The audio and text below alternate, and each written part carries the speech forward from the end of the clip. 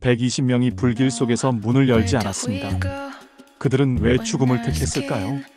오늘 우리는 두문불출의 진짜 의미를 다시 듣습니다. 그 이야기 속으로 떠나보시죠. 1장. 왕조가 무너질 때 마음은 어디로 가는가? 1392년 위화도 회군. 한밤의 바람이 역사의 방향을 꺾어 놓았습니다. 개경은 군화 소리에 뒤흔들렸고 고려의 왕좌는 흔들렸습니다.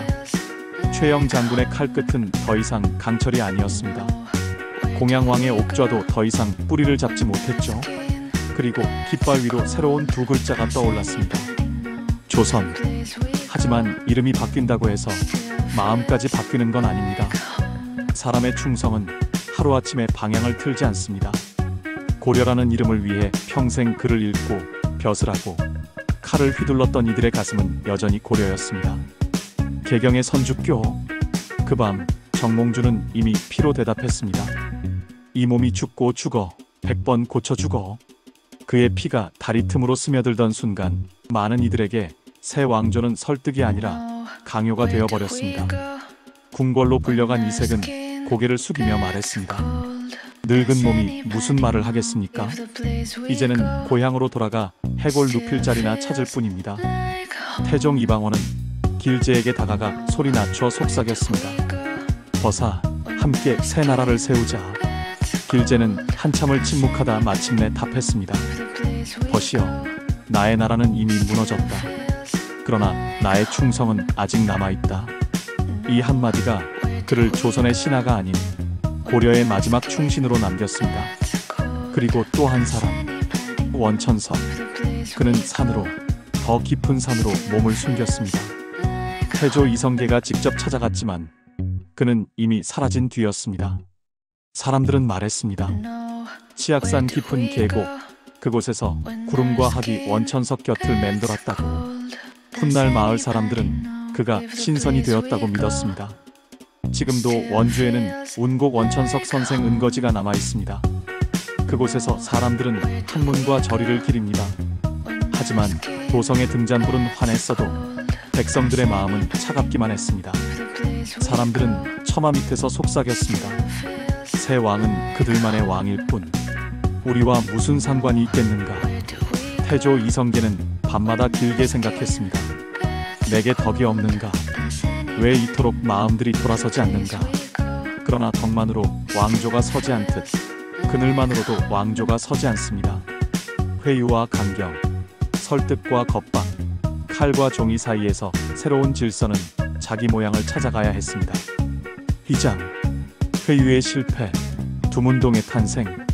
정도전은 냉정한 현실주의자였습니다. 그는 왕 앞에 나아가 차갑게 말했죠. 전하, 과거를 여소서. 구왕조의 선비라 해도 이번에 과거에 응하면 새 질서에 받아들여지게 될 것입니다.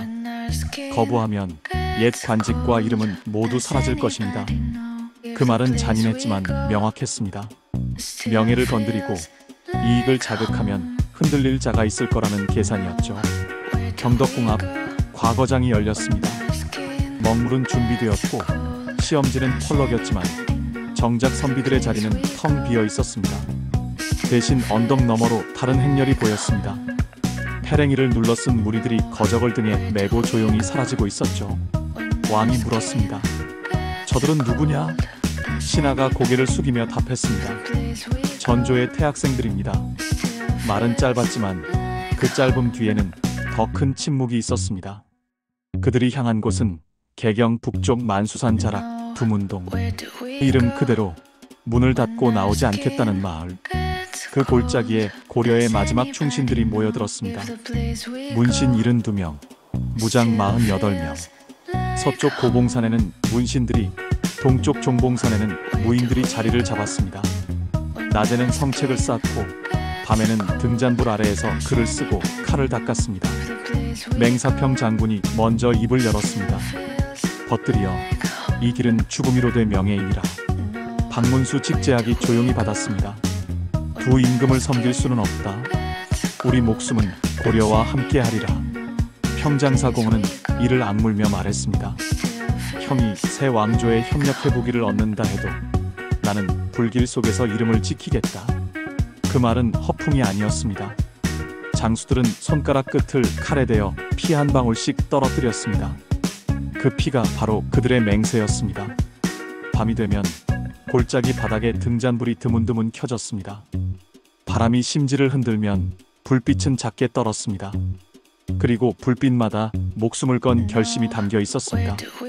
두문동의 문은 그렇게 닫혔습니다. 그리고 끝내 열리지 않았습니다. 3장 위화도 회군 군대와의 충돌. 위화도 회군 이후 이성계의 군대 6만은 개경을 장악했습니다. 하지만 고려는 쉽게 무너지지 않았습니다. 개경의 방수대 1만 명이 끝까지 저항했습니다.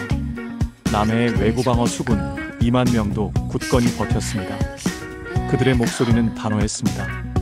우린 절대 반역군에게 나라를 내줄 수 없다. 최영 장군이 지휘하는 개경 방어군 하포와 진례만호진에서 왜구를 막던 수군들. 그들은 고려의 마지막 방패였습니다. 그러나 전력 차이는 명확했습니다. 혁명군은 무자비하게 밀고 들어왔습니다. 개경 방수대는 필사적으로 싸웠지만 결국 중과부적으로 무너졌습니다. 왕과 최영 그리고 수천의 병사와 신료들이 목숨을 잃었습니다. 개경은 피로 물들었고 거리는 참살의 장이 되었습니다. 남쪽의 바다에서도 격렬한 저항이 이어졌습니다. 경상도 순문사와 전라도 순문사 수군 2만 명. 그들은 하포와 여수 진례만호진에 주둔하며 왜구의 침략을 막아왔습니다. 요동정벌군에 밀려 찬밥 신세였지만 충성은 여전히 고려에 있었습니다. 혁명군은 명령을 내렸습니다. 새 정부에 협조하라. 그렇지 않으면 죽음뿐이다. 최운의 경상도 순문사가 항변했습니다. 누구에게 명령하느냐? 우리는 고려의 병사다. 반역군에 동조할 수 없다. 순군사 박이가 위협하듯 소리쳤습니다. 그렇다면 너의 지휘를 박탈하겠다. 충청도 이귀철이, 전라도 김빈길이, 그리고 다른 순문사들이 맞받아쳤습니다. 절대 우린 이씨 왕조에 충성할 수 없다. 순문사들은 연합해 혁명군을 격파하기도 했습니다. 일시적으로 개경 진입까지 시도했지만 끝내 잡혀 유배지로 보내졌습니다. 그리고 하나같이 처형당했습니다. 진례만호진의 수군은 마지막까지 저항했습니다. 여수현감 오훈인과 평장사 공은까지 가세했지만 많은 이가 학살당했습니다. 이후 여수현은 반역의 땅이라 불리며 폐연되고 순천에 흡수되었습니다. 개경을 지키던 방수대가 무너지고 남해의 수군마저 쓰러지자 고려의 마지막 군사적 저항은 끝났습니다. 하지만 그 끝에서 또 다른 불씨가 피어오르고 있었습니다. 개경을 떠난 충신들과 유장들이 만수산 두문동으로 향한 것입니다. 거기서 그들은 이렇게 맹세했습니다. 불사이군, 두 임금을 섬기지 않겠다. 4장 왕씨들의 순환, 바다의 배. 조선을 세운 신군부는 공양왕을 폐위했습니다. 왕과 아들은 삼척으로 유배되었고 이제 칼끝은 왕씨 일가 전체로 향했습니다. 왕손 왕강, 왕격, 왕승보가 불려나왔습니다. 태조 이성계는 달래듯 말했죠. 목숨은 살려주겠다. 만경대를 떠나 내가 마련한 곳으로 가서 편히 사시오. 왕씨들이 물었습니다.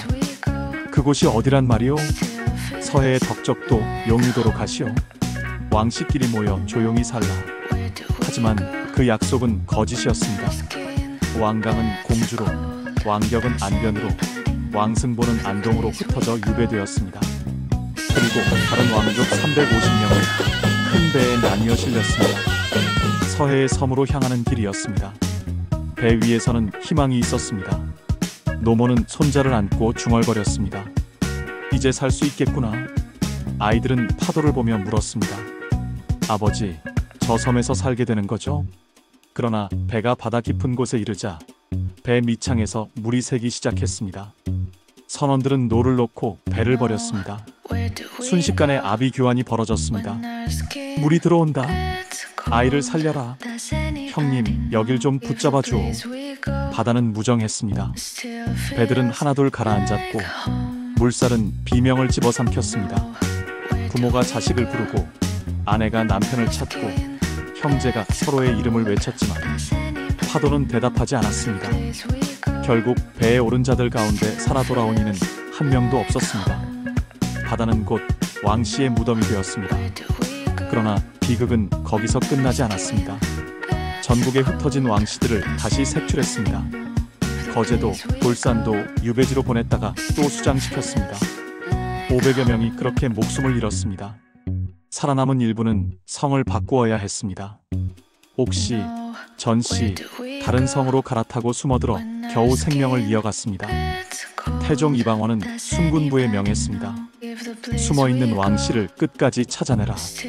아무도 모르게 처결하라. 그 명령은 무자비했습니다. 왕씨 일가의 씨는 그렇게 말려버렸습니다. 그 시기 개경의 거리는 피로 젖었습니다. 도망치는 행렬조차 반역자로 몰려 학살당했습니다. 백성들은 공포에 떨며 마을을 버렸습니다. 어떤 순군은 막아섰습니다. 개경으로 돌아가라. 백성들이 항변했습니다. 조선이 싫어 떠나는 고려의 백성이다. 그냥 가게 두라. 그러나 대세는 끝나 있었습니다. 너희가 서는 곳은 이미 조선의 땅이다. 좋든 싫든 이제 세주군을 섬겨야 한다. 이렇게 왕씨의 일가는 바다에 가라앉고 반대하는 백성은 거리에 쓰러졌습니다. 조선은 피해 대가 위에 세워지고 있었습니다.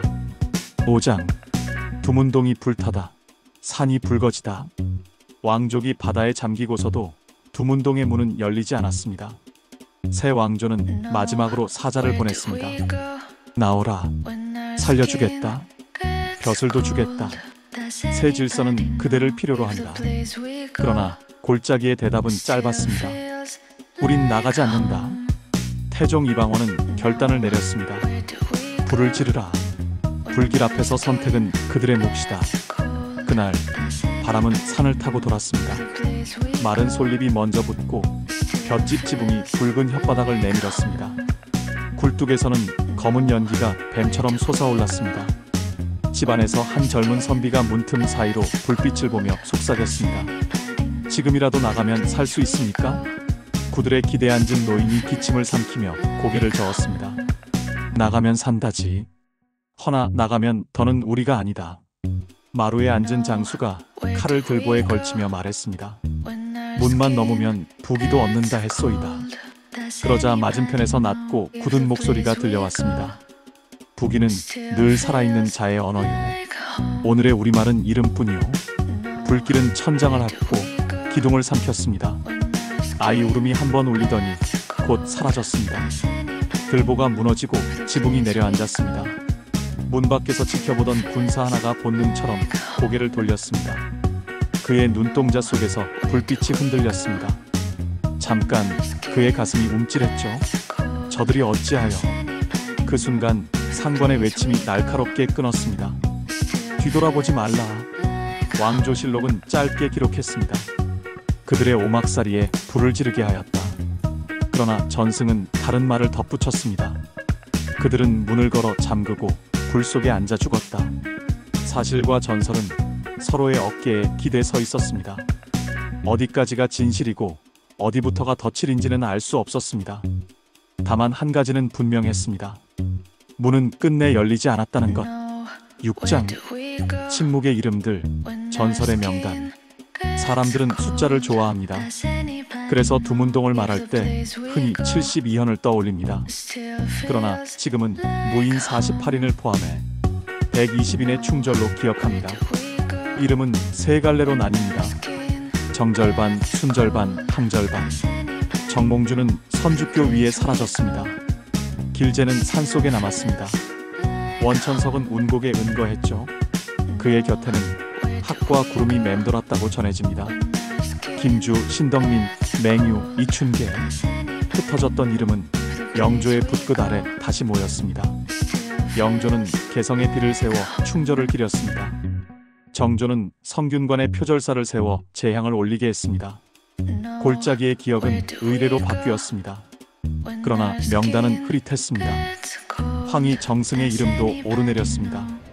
하지만 그는 두문동 사람이 아니었습니다. 세종 곁에서 국정을 떠받친 조선의 거목이었죠.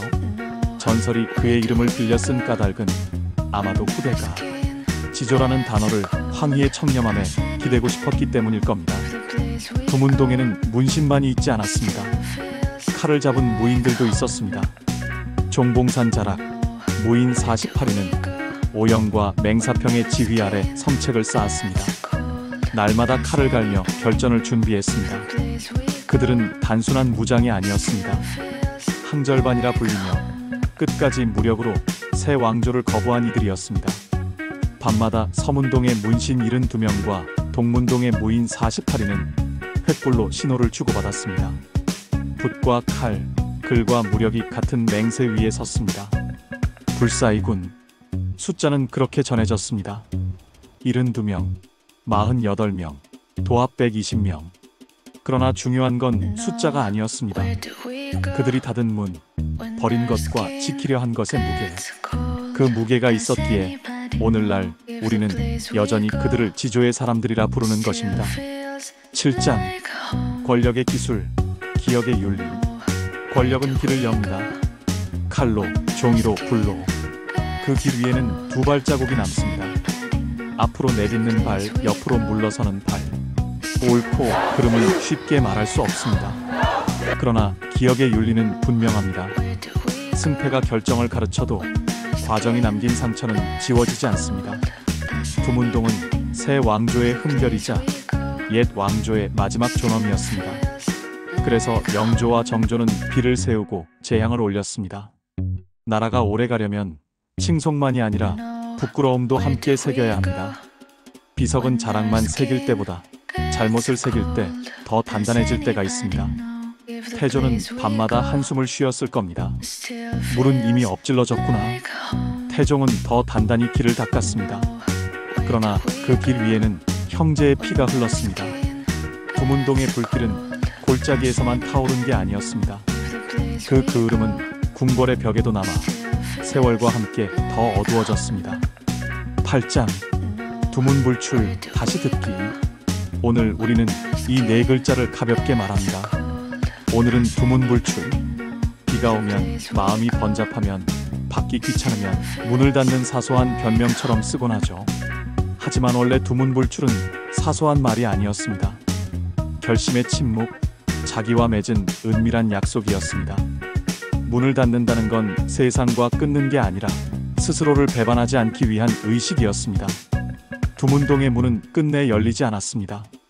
그 문이 전한 건 닫힘의 미덕이 아니라 지킴의 미덕이었습니다. 불길이 천장을 삼키던 마지막 순간 제자가 물었다고 합니다.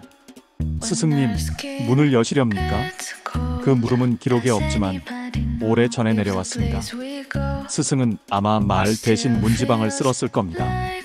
여기까지다. 그 침묵이야말로 가장 정확한 대답이었을 것입니다. 9장. 오늘의 우리에게. 오늘 우리는 빠른 세상에 삽니다. 뉴스는 짧고 판단은 성급합니다. 원칙은 종종 불편하고 타협은 자주 지혜로 포장됩니다. 그러나 질문은 남습니다. 원칙은 무엇인가? 타협은 언제 지혜가 되고 언제 변절이 되는가? 신념은 나를 세우고 때론 타인을 밀어냅니다. 두문동은 명확한 답을 주지 않습니다. 대신 거울을 내밉니다. 그 거울에는 흔들리는 눈빛, 굳게 담은 입술, 그리고 내려앉은 어깨가 함께 비칩니다. 역사는 거울을 건네고 선택은 언제나 현재형으로 우리 손에서 다시 시작됩니다. 10장. 꺼지지 않는 이야기. 이야기를 마무리합니다. 산은 여전히 바람을 맞습니다. 골짜기는 계절마다 결을 바꿉니다.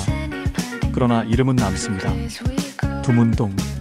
그 이름 속에는 닫힌 문이 있습니다. 꺼지지 않는 등잔불이 있습니다. 바다의 깊은 침묵이 있습니다. 불길 앞에서 끝내 지켜낸 말이 있습니다. 우리는 그 말들 사이로 발을 디뎌봅니다. 그리고 배웁니다. 나라가 오래 가려면 칭송과 흠결을 함께 기억해야 한다는 것. 사람이 무너지지 않으려면 환호보다 약속을 먼저 들어야 한다는 것.